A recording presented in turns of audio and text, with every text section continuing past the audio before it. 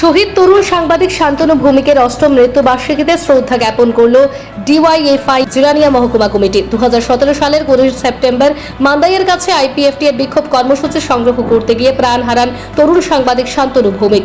শুক্রবার চিত্র সাংবাদিক শহীদ শান্তনু ভৌমিকের অষ্টম শহীদান দিবস পালিত হয় আগরতলা সিটি সেন্টারের সামনে। এদিন ডিওয়াইএফআই জিরানিয়া মহকুমা কমিটির উদ্যোগে এই কর্মসূচি পালন করা হয়। উপস্থিত ছিলেন সংগঠনের সদস্যগণ।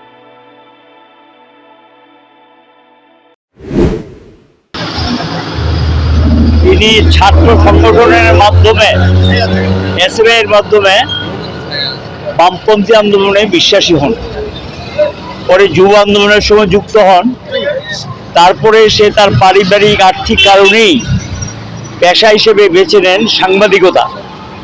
প্রথম একটি চ্যানেলের সঙ্গে যুক্ত হন, ওখানে সব দক্ষতার সঙ্গে কাজ করার পর দিনরাত চ্যানেলের একজন সাংবাদিক হিসেবে আবার নিজেকে নিয়োজিত করেন। আমরা লক্ষ্য করেছি জাতি উপজাতি সম্প্রীতি বিঘ্নকারী শক্তি বামফ্রন্ট সরকারকে উচ্ছেদ করার লক্ষ্যে এ রাজ্যের গণতন্ত্রের মূল ভিত্তি হলো জাতি উপজাতির ঐক্য সংহতি। এটার উপর নির্ভর করে রাজ্যের অগ্রগতি উন্নয়ন। এই অগ্রগতি উন্নয়নের যারা শত্রু, এই সম্প্রীতির শত্রু, তারা একসময় চম্পকনগরে তারা রাস্তা রোকো আন্দোলন করেছিল আইপিএফটি, এবং এই রাস্তা রোকো আন্দোলন শেষ হওয়ার পর এরপরে জিরানিয়া মহকুমার বিস্তীর্ণ এলাকায় খুনলুঙে বহু ঘটনা তারা সংঘটিত করে, মান্দাইতে পার্টি অফিস দখল নেওয়ার চেষ্টা করে, এবং 2018 বিধানসভার ভোটে বামফ্রন্টে ক্ষমতার থেকে কিভাবে হটিয়ে দেওয়া যায় এই লক্ষ্য নিয়ে এই গণতন্ত্রের শত্রুরা তারা চরম আক্রমণ সংঘটিত করেন।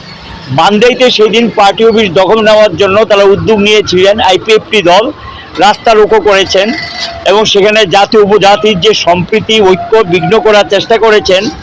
এই পরিস্থিতিতে সাংবাদিকতার কাজ করতে গিয়ে দিনরাত চ্যানেলের শান্তনু ভৌমিক এর আগেও সেই ঝুঁকি নিয়ে অনেক কাজ করেছেন। তাকে একবার আমি নিজেও বলেছিলাম যে চরম ঝুঁকি নিচ্ছ, ওই বড়মুড়াতে যে খবর সংগ্রহ করার জন্য রাস্তা রোকোর জন্য গিয়েছেন। কি করা যাবে, সাংবাদিকতার কাজটা তো জীবনে ঝুঁকি নিয়েই করতে হয়, তাদের কোনো পথ খোলা নেই, মানুষের কাছে খবর তারা পৌঁছে দিতে চায়।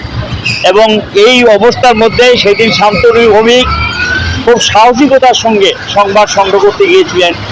যারা এই সঠিক সংবাদটা মানুষের কাছে প্রকাশ পাবে, তাদের এই সমস্ত চেহারা, নগ্ন চেহারা মানুষের কাছে প্রকাশ পাবে আইপিএফটি দলের।